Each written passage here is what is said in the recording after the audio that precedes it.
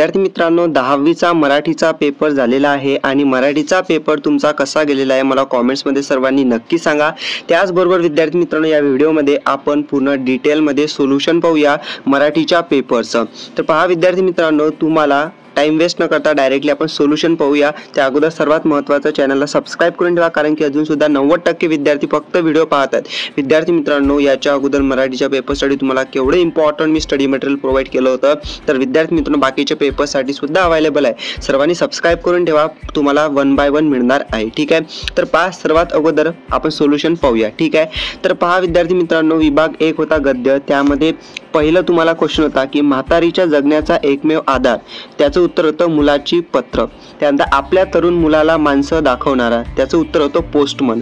खूप सोपी होतं, तुम्हाला इथं दिलेलं होतं पाहू शकता की म्हातारीच्या मुलांची पत्र हाच म्हातारीच्या जगण्याचा एकमेव आधार होता। ठीक आहे, त्यानंतर पोस्टमन होतं तुम्हाला। ठीक आहे, पोस्टमनचं काय होतं तो उत्तर बरोबर होतं, आपल्या तरुण मुलाला माणसं दाखवणारा काय होता पोस्टमन इथं होता पाहू शकता। हा काय उत्तर इथं काय होतं पोस्टमन होता, तो माणसं दाखवणारा होता। ठीक आहे, त्यानंतर पुढचा प्रश्न पाहूया। पुढचा प्रश्न होता तुम्हाला की वाट पाहण्याशी निगडित असलेल्या भावना, 4 उत्तर बरोबर लिहायचे होते। ते म्हणजेच की दुःख, काळजी, भीती, अस्वस्थता किंवा तळफळ। हे तुम्हाला इथं पॅरेग्राफ मध्येच दिलेलं होतं, ते तुम्हाला लिहायचं होतं पाहू शकता। दुःख, काळजी, भीती, अस्वस्थता, तळफळ ओके, कितीतरी गोष्टी त्यात भरलेल्या असतात। ठीक आहे, वाट पाहण्याच्या संबंधात। तर हे 4 ऑप्शन तुम्ही 5 पैकी लिहिले असतील तर बरोबर आहेत।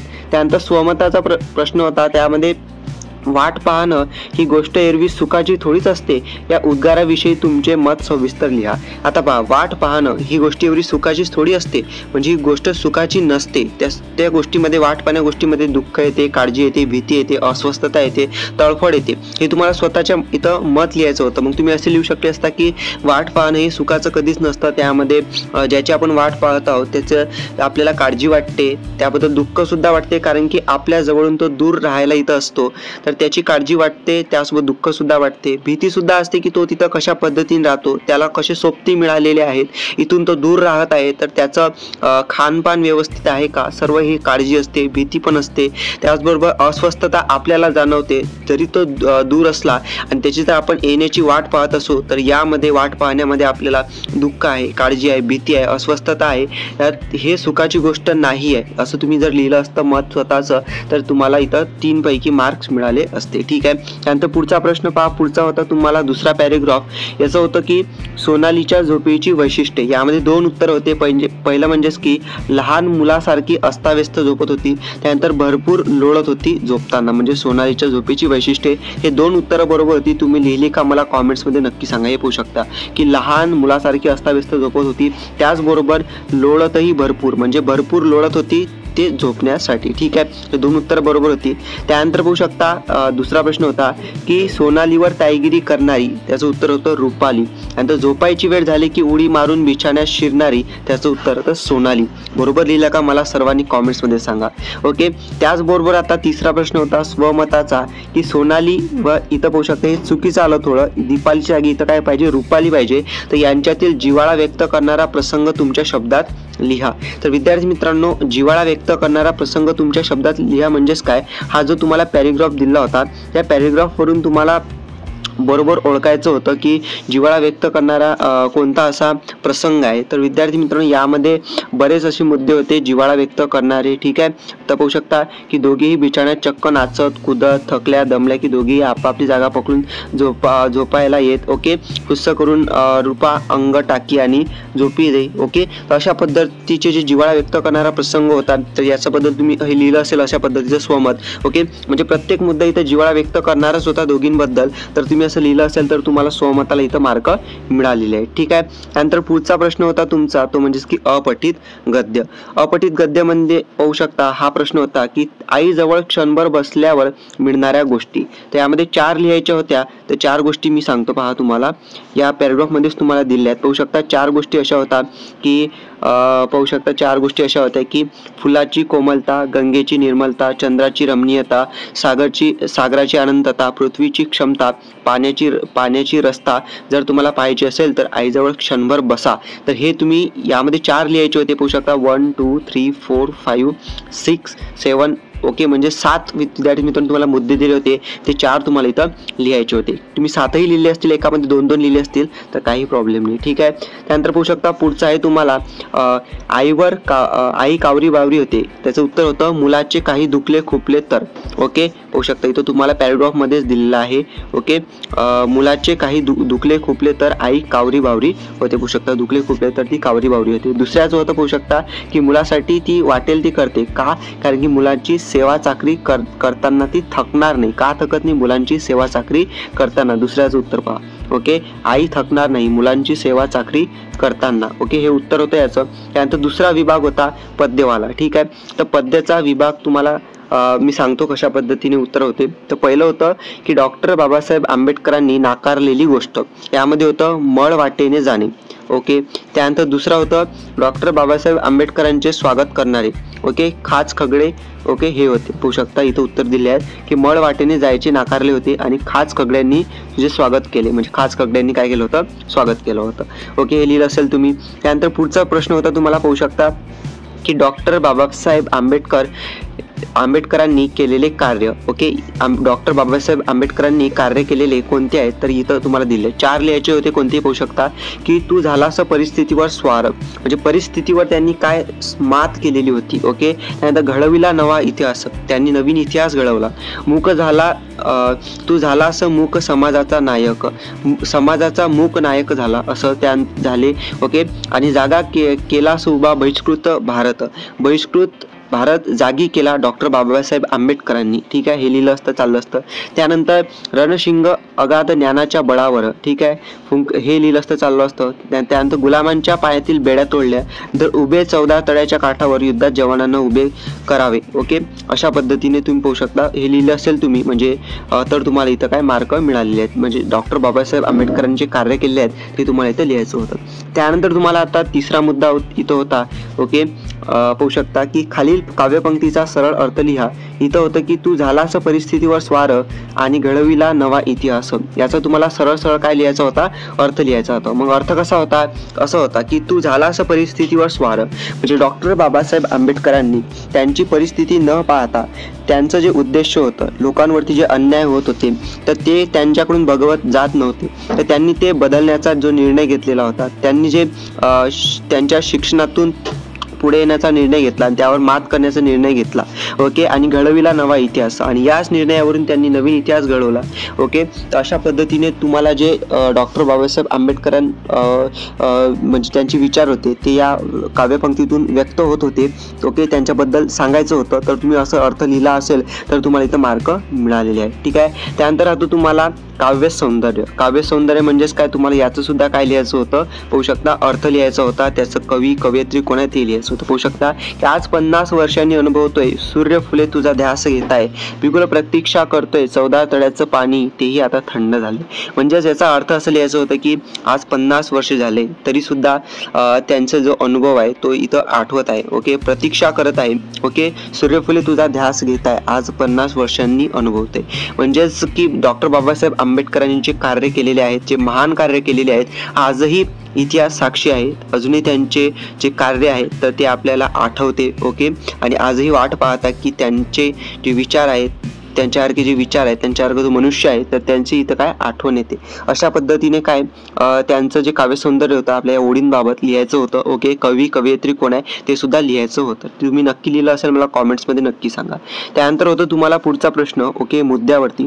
ओके, पाहू शकता कवितेचे जे मुद्दे असतात त्यावरून तुम्हाला इथं काय लिहायचं होतं. पाहू शकता जसं की पहिलं इथं होतं 2 कविता दिल्या होत्या, एक भरत वाक्य आणि आश्वासक चित्र. हे 2 कविता, त्या 2 कवितेवरती 3 मुद्दे तुम्हाला लिहायचे होते. पाहू शकता पहिला मुद्दा म्हणजे प्रस्तुत कवितेचे कवी कोण होते किंवा कवयित्री कोण होता. तर भरत वाक्य याचं होते मोरोपंत. त्यानंतर आश्वासक चित्र याचे होते नीरजा. ओके, त्यानंतर प्रस्तुत कवितेचा विषय, आता भरत वाक्य याचं होतं सज्जन माणसाचे महत्त्व आणि आश्वासक चित्राचं होतं स्त्री पुरुष समानता. त्यानंतर आता कविता आवडण्याचे व ना आवडण्याची कारणे.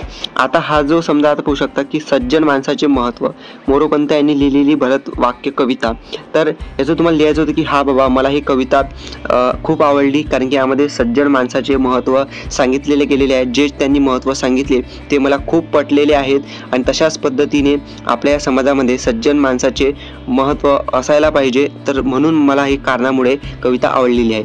आणि स्त्री पुरुष समानतेमध्ये तुम्ही काय लिहिलं असतं की कवयित्रीने स्त्री पुरुष समानतेबाबत कवितेमध्ये खूप चांगल्या पद्धतीने त्यांचे विचार मांडलेले आहेत आणि आजच्या समाजाला जागृत करण्यासाठी, आजच्या समाजाला स्त्री पुरुष समजण्यासाठी, आजच्या समाजाला स्त्री पुरुष समानता काय आहे ते कळावं यासाठी आणि त्यांचे विचार त्यांनी जे मांडले मला खूप आवडले, म्हणून ही कविता मला खूप आवडली असे तुम्ही लिहू शकले असते. ठीक आहे, तर तुम्ही लिहिलं का मला कॉमेंट्समध्ये नक्की सांगा. ओके, त्यानंतर पाहू शकता तुम्हाला होतं पुढचं ते म्हणजेच की रसग्रहण करा. मी रसग्रहण कवितेसाठी दिल्या होत्या, जे वस्तू कविता होती त्याच्या ह्याच जोडी होत्या जे मी दिलं होतं. रसग्रहण तुम्ही नक्की लिहिलं असेल 4 मार्क्ससाठी. जे मी दिलं ते इथं रसग्रहण पूर्ण आलेलं आहे. ओके, त्यासोबत काव्य सौंदर्य सुद्धा दिलं होतं. ओके, आणि मुद्दे दिले होते वर ते सुद्धा दिलं होतं आणि तेच त्याच पद्धतीने आलेलं आहे. मी तुम्हाला आपल्या क्रॅश कोर्समध्ये शिकवलं होतं. ठीक आहे, क्रॅश कोर्स आपला आहे, तुम्हाला माहिती नसेल तर सांगतो. क्रॅश कोर्स एकदम फ्रीमध्ये आहे, कोणतेही पैसे वगैरे नाही आहेत, फ्रीमध्ये क्रॅश कोर्स आहे. आता जो बाकी आहे तुमचे हिंदी आणि इंग्लिशसाठी, तर त्याच्यासाठी सुद्धा तो क्रॅश कोर्स आहे हिंदी आणि इंग्लिशसाठी. तर ॲपमध्ये अवेलेबल आहे आपल्या. तो ॲपची लिंक तुम्हाला डिस्क्रिप्शनमध्ये आहे. ॲप डाउनलोड करा सिम्पली आणि त्या कोर्समध्ये जा आणि त्यामधले हे लेक्चर पहा. सर्व एकदम फ्रीमध्ये शिकवलं आहे मी तुम्हाला. ठीक आहे, तर वस्तू कवितेचं तुम्हाला इथं दिसत असेल रसग्रहण मी कशा पद्धतीने केलेलं आहे. ओके, तुम्ही इथं चेक करून घ्या. ओके, त्यानंतर पाहू शकता पुढचा होता तुम्हाला विभाग, तो म्हणजेच की स्थूल वाचन. स्थूल वाचनमध्ये तुम्हाला हे जे 3 प्रश्न होते, 3 पैकी कोणते 2 सोडवायचे होते 6 मार्क्ससाठी. तर स्थूल वाचन विद्यार्थी मित्रांनो तुम्ही पाहून घ्या, कारण की याच्यावरती तुम्हाला पॅरेग्राफ वगैरे काही आलेला नाही आहे आणि येत नसतो. मी तुम्हाला अगोदर सुद्धा सांगितलं होतं. तर पॅरेग्राफ वगैरे नाही आहे, तर तुम्ही चेक करून घेता तुमच्या पुस्तकामध्ये स्थूल वाचनाबद्दल हे तुम्हाला प्रश्न दिले आहेत आणि त्याची उत्तरं तुमच्या पुस्तकामध्ये आहेत. तर हे तुम्ही चेक करून घ्या, खूप सोपं आहे. ठीक आहे, त्यानंतर पाहू शकता तुम्हाला दिलं आहे विभाग क्रमांक 4, जो सर्वात महत्त्वाचा आपल्याला वाटत होता. विभाग क्रमांक 4चे आपण उत्तर पाहूया. तर पहा, पहिला होता इथं समास. समासावरती पाहू शकता त्रिभुवनचं होते द्विगु समास. मी तुम्हाला ट्रिक सांगितली होती. त्रिभुवन, त्रि म्हणजेच काय, इथं नंबर आला, जेव्हा नंबर येतो, जेव्हा क्रमांक येतो त्यामध्ये काय होते द्विगु समास होते, मी तुम्हाला सांगितलं होतं. त्यानंतर होते पुरुषोत्तम. पुरुषोत्तमचं काय होते कर्मधारय. ओके, मी तुम्हाला हे सुद्धा सांगितलं होतं, जे ज्याला म्हणजे महत्त्व असते आहे ना त्याला काय म्हणतात कर्मधारय. ओके, पुरुषोत्तम. ठीक आहे, त्यानंतर पाहू शकता पुढचं होतं शब्दसिद्धी. शब्दसिद्धीमध्ये पाहू शकता 4 शब्द दिले होते, त्यामध्ये प्रत्यय घटित, उपसर्ग घटित आणि अभ्यस्त ओळखायचे होते. तर प्रत्यय घटित होते जमीनदार, उपसर्ग घटित होते बिनचूक आणि अभ्यस्तमध्ये 2 येतात, ते म्हणजेच की तीळ तीळ आणि आंबट चिंबट. हे 2 शब्द अभ्यस्त शब्दामध्ये येतात. ओके, त्यानंतर हे वाक्प्रचार होतं. वाक्प्रचाराचे तुम्हाला कोणती 2 याचे इथं अर्थ सांगायचे होते आणि वाक्यात उपयोग करायचा होता.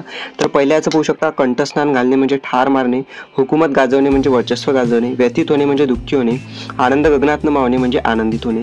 पहिल्याचं सांगतो तुम्हाला कंठस्नान घालणे म्हणजे असं तुम्ही उदाहरण करू शकले असता वाक्यात उपयोग की भारतीय जवानांनी दहशतवाद्यांना कंठस्नान घातले. ओके, असं तुम्ही केलं असेल तर बरोबर आहे, किंवा तुमच्या मताने तुम्ही केलं असेल कंठस्नान घालणे वाक्यात उपयोग, तर ते बरोबर आहे. असे तुम्हाला बाकीचे पण 3 करायचे होते. तुम्ही केलेले आहेत का मला कॉमेंट्समध्ये नक्की सांगा. ओके, त्यानंतर पाहू शकता पुढचा प्रश्न होता शब्दसंपत्ती. ओके, शब्दसंपत्ती खूप सोपी होती. पाहू शकता मार्गाचं तुम्हाला समानार्थी शब्द लिहायचं होतं. मार्गाचं रस्ता किंवा वाट लिहिलं असेल. जलचं तुम्ही काय लिहिलं असेल पाणी, ते बरोबर आहे. ओके, त्यानंतर दुसरं होतं तुम्हाला विरुद्धार्थी शब्द. सुपीकचं नापिक, ज्ञानीचं फक्त अ लावायचं होता, ते झालं अज्ञानी. ओके, त्यानंतर तुम्हाला तिसरा प्रश्न होता वचन बदला. किती सोपी आहे. भिंतीचं अनेक वचनी होतं, एक वचनी करायचं होतं भिंत. रस्ता एक वचनी होता, अनेक वचनी करायचं होतं रस्ते. ओके, त्यानंतर पाहू शकता खालील शब्दापासून अक्षरापासून 2 अर्थपूर्ण शब्द तयार करा. रखवालदार या शब्दापासून 2 अर्थपूर्ण शब्द तयार करायचे होते. भरपूर शब्द तयार झाले असते. पाहू शकता दार, रवा, वार, दाखल. हे तुम्ही अशा पद्धतीने केले असतील तर ते बरोबर आहे, किंवा तुम्ही मनाने याबद्दल अजून शब्द तयार केले असतील तर ते सुद्धा बरोबर आहे. ठीक आहे, त्यानंतर लेखन नियमानुसार लेखन होतं. यामध्ये पाहू शकता तुम्हाला काय चुकीचे शब्द ओळखायचे होते आणि वाक्य पुन्हा लिहायचं होतं. कोणती 2 सोडवायचे होते. पहिला आहे पाहू शकता यामध्ये चुकीचं कोणतं होतं पहा, की जे तुम्हाला महर्षी दिलं होतं ना, ही पहिली विलांटी होती पण ही दुसरी विलांटी पाहिजे होती.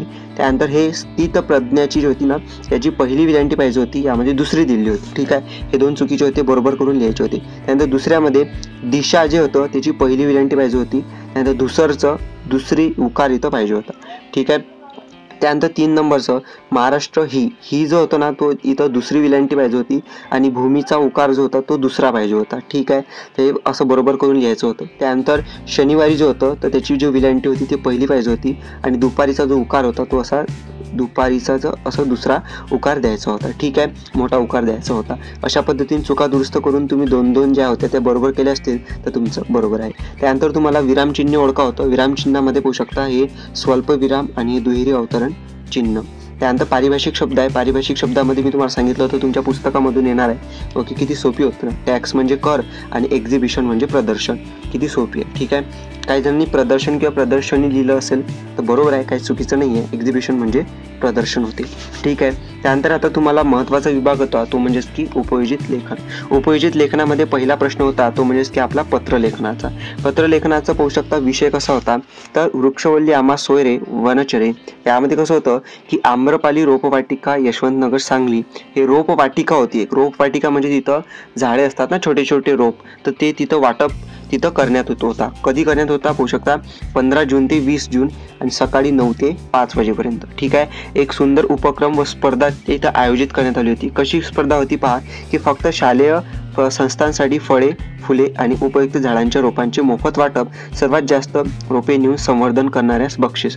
म्हणजे शाळा किंवा संस्थांना जे असेल तर एक काय देत होते, हे रोपं देत होते. आणि जे शाळा की जे संस्था जास्त रोपं लावतील तर त्यांना इथं काय बक्षीस जाहीर करण्यात आलं होतं. म्हणजे याच्यामध्ये स्पर्धा होती असं समजू शकता. तर यामध्ये काय पत्र कसं लिहायचं होतं पहा, आणि जे व्यवस्थापक होते त्यांचा ईमेल ID सुद्धा इथं काय दिलेला होता, ठीक आहे. त्यानंतर आता मध्ये पत्र कसं होतं पहा की पत्र असं होतं की मधुर किंवा मधुरा कुलकर्णी ज्ञानदीप विद्यालय सांगली विद्यार्थी प्रतिनिधी या नात्याने. म्हणजे पत्र लिहायचं होतं. पत्र एक विद्यार्थी लिहित आहे. विद्यार्थी कोण, मधुर किंवा मधुरा कुलकर्णी या नावाने, ठीक आहे. याचा पत्ता सुद्धा दिलाय, लक्षात ठेवा. ज्ञानदीप विद्यालय सांगली विद्यार्थी प्रतिनिधी या नात्याने, ठीक आहे. 2 विषय होते, औपचारिक आणि अनौपचारिक पत्र, ठीक आहे. तर पाहू शकता पहिलं जे औपचारिक पत्र होतं अशा पद्धतीने होतं की वृक्षारोपणाच्या कार्यक्रमासाठी रोपांची मागणी करणारे पत्र व्यवस्थापकांना लिहिणे. ओके, म्हणजेच काय की जे व्यवस्थापक होते, व्यवस्थापक कोण होतं की आम्रपाली रोपवाटिका, ठीक आहे. आम्रपाली रोपवाटिका हे जे होते त्यांना आपल्या पत्र लिहायचं होतं की बाबा आमच्या संस्थेसाठी काय पाहिजे, इथं रोपं पाहिजे, ठीक आहे, आम्हाला लावायचे आहेत, ते त्यासाठी हे एक पत्र होतं. तुम्ही असं लिहू शकले असतं की पहिले दिनांक मग कोणती लिहिली असती. आता दिनांक इथं पाहू शकता रोप वाटप कधी आहे 15 जून ते 20 जून. मग पत्र तुम्ही 15 जूनच्या अगोदरच लिहायचं होतं ना. समजा फॉर एक्झाम्पल तुम्ही 10 जूनला इथं काय लिहित आहात, पत्र लिहितात, मग वरती तारीख लिहिली असती 10 जून 2023 किंवा 2024 समजा. त्यानंतर खाली तुम्हाला त्यांचा जो ॲड्रेस असेल, ॲड्रेस कोणता, आम्रपाली रोपवाटिका यशवंतनगर सांगली हा लिहिला असेल, ठीक आहे. त्यानंतर त्याचं पिनकोड वगैरे जो सांगलीचा असेल तो लिहिला असेल तुम्ही मनाने सुद्धा काहीतरी, तर ते सुद्धा चालणार आहे, ठीक आहे. हे तुम्ही लिहिलं. त्यानंतर पाहू शकता आता तुम्हाला इथं काय लिहायचं होता, विषय. आता औपचारिक म्हटल्यानंतर विषय तुम्हाला इथं लिहायचा होता. म्हणजे पहिले दिनांक, त्यानंतर प्रति लिहायचं होतं तुम्हाला, आणि त्यानंतर तुम्हाला इथं काय त्यांचं पत्ता वगैरे. त्यानंतर इथं काय लिहायचं होता, विषय लिहायचा होता. आणि विषयामध्ये काय लिहायचं होतं की रोपांची मागणी करण्याबाबत. ओके, आमच्या संस्थेला रोपांची मागणी करण्याबाबत, आमच्या शालेय संस्थांना रोपांची मागणी करण्याबाबत असं तुम्ही विषय लिहिला असेल. विषयानंतर लिहिलं असेल की महोदय, ओके, महोदय असं लिहिलं असेल, कॉमा देऊन नंतर तुमचा मेन विषय चालू केला असेल की बाबा हा या आमच्या वृक्षारोपणाचा कार्यक्रम आहे आमच्या शाळेमध्ये, तर त्यासाठी आम्हाला रोपं एवढे पाहिजेत वगैरे, आम्हाला माहिती पडलं, आम्ही तुमचं ॲडव्हर्टाईज पाहिली, आम्ही तुमचं इथं जाहिरात पाहिली असं लिहू शकले असते. आणि तुम्हाला आम्ही इथं मागणी करत आहे, आम्हाला नक्की द्या इथं, ओके. कारण की आमच्या शाळेमध्ये, ओके, संस्थामध्ये जे आहे वृक्षारोपणाचे इथं कार्यक्रम आहे. त्यानंतर शेवटी लिहिलं असतं की आपले कळावे म्हणून, म्हणजे आपले मागणी करणारे पत्र आहे ना, ते इथं लिहायचं असतं की कळावे म्हणजे का, आम्हाला त्याचं उत्तर पाहिजे होतं की बा हा आपल्याला वृक्षारोपणासाठी रोपं मिळतील का, ठीक आहे. म्हणून कळावे खाली, आणि खाली लिहिलं असतं की आपला नम्र, आणि त्यानंतर जे नाव होतं, नाव कोणतं होतं पाहू शकता तुम्ही कोणते लिहिलं असेल, मधुर किंवा मधुरा कुलकर्णी ज्ञानदीप विद्यालय सांगली. आणि त्यानंतर खाली काय लिहिलं असतं की सांगलीचा जो पिनकोड वगैरे असेल तो लिहिला असता. तर अशा पद्धतीने तुम्ही हे औपचारिक पत्र लिहिलं असतं. त्यानंतर अनौपचारिक पत्र सुद्धा सोपी आहे की उत्तम उपक्रमाबद्दल अभिनंदन करणारे पत्र व्यवस्थापकांना लिहिले. म्हणजे उत्तम उपक्रम म्हणजे कोणता की हा जो त्यांनी उपक्रम इथं ठेवलेला आहे की फक्त शालेय संस्थांना फळ फुलं जे वाटप करायचं आहे त्यांच्यासाठी, आणि बक्षीस ठेवलेलं होतं जो जे जास्त शाळा संस्था जे असेल ते चांगल्या पद्धतीनं रोपं लावतील वगैरे, संवर्धन करतील त्यासाठी. मग अभिनंदन कसं यायचं की हे जे तुम्ही अशा पद्धतीने कार्यक्रम ठेवलेला आहे, प्रोग्राम ठेवलेला आहे, ओके, स्पर्धा ठेवलेली आहे, त्यासाठी अभिनंदनसाठी सेम सुद्धा इथं दिनांक, त्यानंतर इथं तुम्ही औपचारिक आहे तर डायरेक्टली त्यांचं आम्रपाली रोपवाटिका, ओके, यशवंतनगर सांगली असं. त्यानंतर जे असेल त्यांचं महोदय वगैरे ओके किंवा जे मॅडम असं लिहिलं असते. त्यानंतर मेन विषय की अभिनंदन तुमचे की तुम्ही अशा पद्धतीने शालेय संस्थांना फळं वाटप करत आहात, झाडांचे रोपांचे मोफत वाटप करत आहात आणि संवर्धन करण्यासाठी बक्षीससुद्धा ठेवलेली आहेत. तर तुमचे खूप खूप अभिनंदन. चांगल्या पद्धतीने तुम्ही हा उपक्रम करत आहात. आम्हाला सुद्धा खूप चांगलं वाटलेलं आहे. आमची शाळासुद्धा अशा पद्धतीने हे या कार्यक्रमामध्ये सहभाग घेणार आहे. रोपवाटिकेच्या संवर्धनामध्ये सहभाग घेणार आहे. तुमच्याकडून आम्ही रोपं नेणार आहोत. ठीक आहे, अशा पद्धतीने लिहिलं असतं. त्यानंतर आपला नम्र विद्यार्थी असं जे लिहिलं असेल तुम्ही शेवटी, तर तुम्हाला इथं चांगल्या पद्धतीने तुम्ही लिहिलं असेल. ठीक आहे, तशा पद्धतीने तुम्हाला औपचारिक आणि अनौपचारिक पत्र लिहायचं होतं. ओके, त्यानंतर तुम्हाला इथं होतं की सारांश लेखन प्रश्न क्रमांक 1E. ओके, प्रश्न क्रमांक 1E मध्ये तुम्हाला अपठित गद्य जो होता, ओके, अपठित गद्य म्हणजे तुम्हाला पुस्तकामधून नव्हता, तो तुमच्या बाहेरून जो पॅराग्राफ आला होता ना, तर त्याचं तुम्हाला काय लिहायचं होतं की सारांश लेखन करायचं होतं. ठीक आहे, हा जो इथं पॅराग्राफ आला होता ना, त्याचं सारांश लेखन करायचं होतं. सारांश लेखन म्हणजेच काय, एवढ्या ज्या तुम्हाला ओळी दिल्या होत्या त्याचं ते शॉर्टकट पूर्ण मिनिंग काय होते, पूर्ण अर्थ काय होते ते तुम्हाला इथं लिहायचं होतं. ओके, म्हणजेच त्याला सारांश म्हणतात ना. तर तुम्ही नक्की लिहिलं असेल, मला कॉमेंट्समध्ये नक्की सांगा. ओके, आता वेगवेगळ्या जणांचं वेगवेगळ्या ओळींचं इथं सारांश लेखन आलं असेल, मला कॉमेंट्समध्ये सांगा तुम्ही बरोबर लिहिलं आहे का. ठीक आहे, तर दोनपैकी एक कोणतं लिहिलं असेल तुम्ही, पत्रलेखन किंवा सारांश लेखन, तर तुम्हाला 6 मार्क्ससाठी ते आहे. ठीक आहे, त्यानंतर पुढचं होतं तुम्हाला पाहू शकता जाहिरात लेखन. जाहिरात लेखनमध्ये पाहू शकता संगणक प्रशिक्षण वर्गाची आकर्षक जाहिरात तयार करा. आता संगणक प्रशिक्षण म्हणजेच काय की संगणकाची ट्रेनिंग, प्रशिक्षण म्हणजे ट्रेनिंग होते, म्हणजे संगणक म्हणजे कम्प्युटरची ट्रेनिंग होते. मग जाहिरात लेखनामध्ये काय करायचं होतं, असं तुम्हाला एक पूर्ण बॉक्स करायचा होता. त्यामध्ये तुम्ही जाहिरात आहे म्हणजे ॲडव्हर्टाईज आहे, मी तुम्हाला सांगितलं होतं कोर्समध्ये, तर तुम्ही थोडंफार इथं संगणकाचे पेन्सिलने चित्र काढायचे होते किंवा पेनाने काढले असतील तरी चालणार आहे. असे तुम्ही जे असेल इथं पाहू शकता मी काढलेले आहेत. ओके, तसे तुम्ही चित्र काढलेले असतील. ओके, त्यानंतर मधात लिहिलं असतं की संगणक प्रशिक्षण. ओके, संगणक प्रशिक्षण. त्यानंतर खाली लिहिलं असतं की म्हणजे संगणक प्रशिक्षण कुठं होत आहे त्याचा पूर्ण ॲड्रेस लिहिला असता. ओके, त्याच पद्धतीने संगणक प्रशिक्षणाची वैशिष्ट्ये की त्यामध्ये तुम्हाला कोणकोणते टॉपिक विषय असतील शिकवण्यासाठी संगणक प्रशिक्षणामध्ये. त्यानंतर वेळ किती ते किती असणार आहे आणि संपर्क लिहायचा होता की संपर्क मनाने xyz@gmail.com किंवा जो सुद्धा मोबाईल नंबर xyz जे असेल मनाने लिहायचं होतं आणि संपर्क लिहायचं होतं. आणि त्यामध्ये लिहायचं होतं की म्हणजे ॲडमिशन म्हणजे जे सीट्स आहेत ते लवकरात लवकर तुम्ही काय करायला अप्लाय करू शकता, म्हणजे मराठीमध्ये तुम्ही लिहिलं असेल. ओके, तर त्याला म्हणतात जाहिरात लेखन, तुम्ही हे केलं असेल. त्यानंतर आता बातमी लेखन आहे. बातमी लेखनामध्ये पाहू शकता की ज्ञानज्योत विद्यालय वर्धा येथे 15 ऑगस्ट रोजी स्वातंत्र्य दिन साजरा केला. आता ज्ञानज्योत विद्यालय यामध्ये कसं करायचं होतं तुम्हाला माहिती आहे का, सगळ्यात वरती हेडिंग ज्ञानज्योत विद्यालय. ठीक आहे, इथं पाहू शकता ज्ञानज्योत विद्यालय सर्वात वरती हेडिंग. ओके, आपण बातमी वाचतो ना, तर हे बातमी करायचं होतं तयार, तर सर्वात वरती हेडिंग. त्यानंतर आमच्या प्रतिनिधींकडून असं लिहिलं असेल. त्यानंतर आता तुम्हाला तारीख लिहायची होती आणि त्याचं ठिकाण लिहायचं होतं कुठं. मग तारीख कशी लिहिली असते तुम्ही, आता 15 ऑगस्टला कार्यक्रम झाला, मग तुम्ही बातमी कधी देता 16 ऑगस्टला किंवा 15 ऑगस्ट जर लिहिलं असेल तुम्ही तर ते बरोबर आहे. ठीक आहे, तर कधी कधी न्यूज आपल्याला लेट मिळते ना. ओके, समजा आता तुमच्या शाळेमध्ये आज कार्यक्रम झाला तर कोणी कोणी न्यूज परवाला देते आहे ना, तर त्याचं तारीख तुम्ही एक दिवस मागे पुढे केली असेल तरी चालणार आहे. त्यानंतर ठिकाण लिहायचं होतं. ठिकाण असं लिहिलं असतं तुम्ही ज्ञानज्योत विद्यालय वर्धा, डायरेक्टली वर्धासुद्धा लिहिलं असतं तरी चालतं असतं. त्यानंतर पूर्ण बातमी लिहायची होती की कशा कशा पद्धतीने स्वातंत्र्य दिन इथं साजरा करण्यात आला. ठीक आहे, तर हे तुम्ही लिहिलं असेल तर याला बातमी लेखन तुम्ही लिहिलेलं आहे कंप्लीट. ठीक आहे, त्यानंतर कथालेखन आहे. कथालेखनसुद्धा तुम्ही हे जे कथा दिली असेल, ओके, मी आता तुम्हाला पूर्ण सांगत नाही, तर कथा दिलेली असेल ते तुम्ही व्यवस्थित सर्व लिहिलेली असेल. ठीक आहे, अपूर्ण कथा दिली होती, सुरुवात त्याची दिलेली होती आणि शेवट तुम्ही काय लिहिला मनाने हे तुमच्यावरती डिपेंड आहे. ओके, अर्थपूर्ण चांगला लिहिला असेल तर तुम्हाला इथं मार्क नक्की मिळणार आहे. आणि तुम्ही काही ना काही लिहिलं असेल इथं, ओके, तर तुम्हाला मार्क मिळणारच आहे, कारण की तुम्हाला हे मनाने लिहायचं होतं. याचं की उत्तर असं काही फिक्स नव्हतं की हेच लिहायचं म्हणून. ओके, तर तुम्हाला याचे मार्क मिळाले असतील. ठीक आहे, त्यानंतर आता तुम्हाला पुढे होतं ते म्हणजे की लेखन कौशल्य. आता लेखन कौशल्यामध्ये पाहू शकता तुम्हाला इथं टोटल 3 विषय दिले होते. 3 पैकी पहिलं होतं तुम्हाला पाहू शकता प्रसंग लेखन. प्रसंग लेखनामध्ये पाहू शकता की यामध्ये होतं की साधना विद्यालय धुळे इयत्ता 10वी शुभेच्छा समारंभ दिनांक 4 फेब्रुवारी सकाळी 10 वाजता. अध्यक्ष श्री रमाकांत धुमाळ, प्रमुख पाहुणे श्री अजय साठे. वरील प्रसंगी तुम्ही विद्यार्थी या नात्याने उपस्थित होतात अशी कल्पना करून प्रसंग लेखन करा. म्हणजेच आता समजा तुमच्या शाळेमध्ये एक कार्यक्रम नक्की झाला असेल सर्वांच्या, की बाबा 10वीचे विद्यार्थी आहेत तर त्यांना शुभेच्छा देण्यासाठी शेवटचा एक कार्यक्रम आपण आयोजित करू 10वीच्या परीक्षेसाठी.